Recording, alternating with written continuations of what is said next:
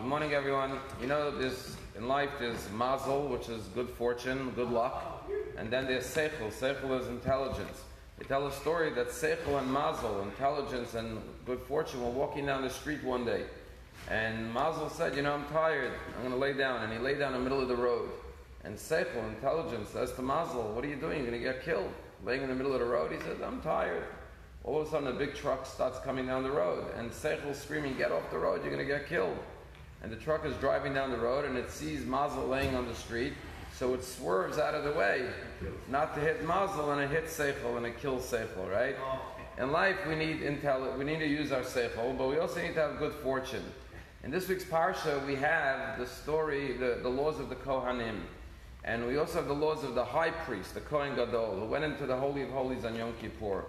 And one of the laws is who a Kohen and a Kohen Gadol is allowed to marry. Now we know that a Kohen, even till today, is not allowed to marry a divorced woman. And the reason is not because he's discriminating against divorced women, but a Kohen has to live a life without any complications, without any stress, without any animosity, or maybe any baggage. There you go. So he doesn't have to take on baggage. Okay, but here's the most surprising law. A high priest is not allowed to marry a widow. The question is, why can't a high priest marry a widow? A Kohen Gadol marry an almanah?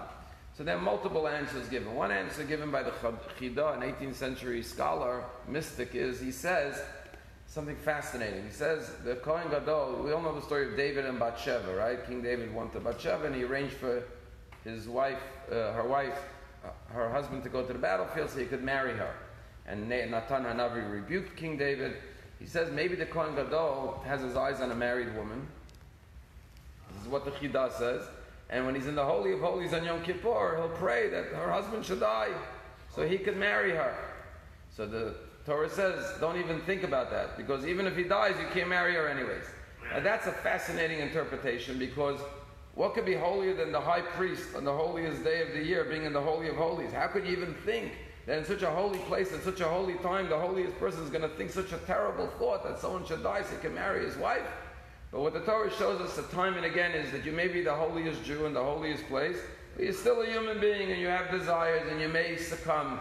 Every human being is made up of a soul and of soil. Sometimes we are like spiritual, sometimes we're like the dust of the earth, we're animalistic. But another interpretation given is as follows, a humanitarian explanation, and that is, sometimes the Kohen Gadol wouldn't survive the experience of going into the Holy of Holies. If he had an improper thought, he would lose his life. So the Torah says, I'll give you an example before I tell you the answer. In the army, both in the American and Israeli army, if God forbid someone loses a child, their other children are exempt from the army. Why? Because you don't want, God forbid, parents should lose 2 children. So if one child dies, the rest of the children are exempt from army duty. So, same thing here. This woman already suffered the loss of a husband.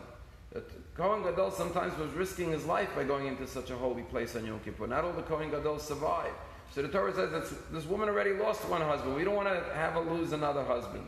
So therefore, he shouldn't marry a widow.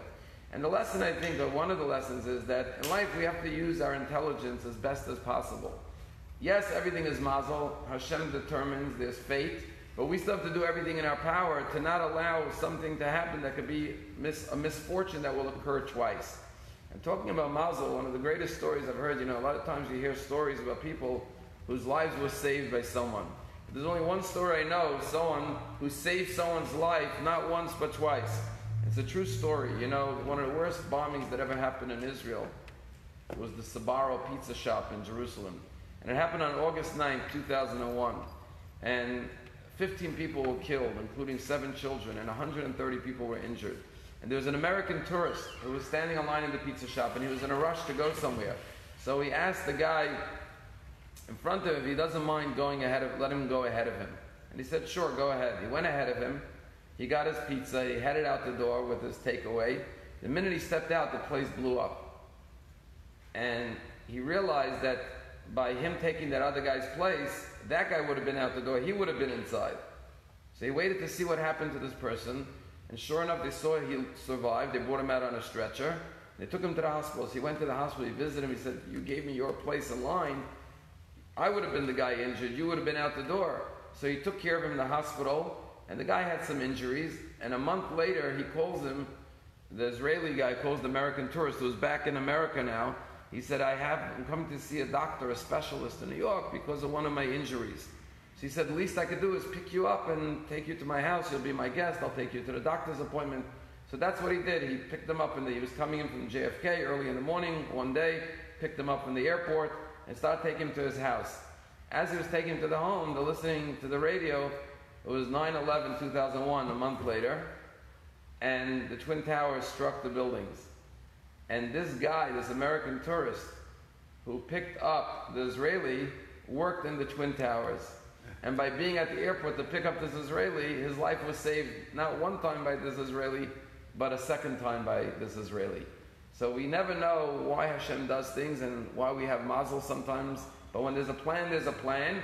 But even though Hashem has a plan, we still have to do our utmost to make sure that we don't cause any harm to another person.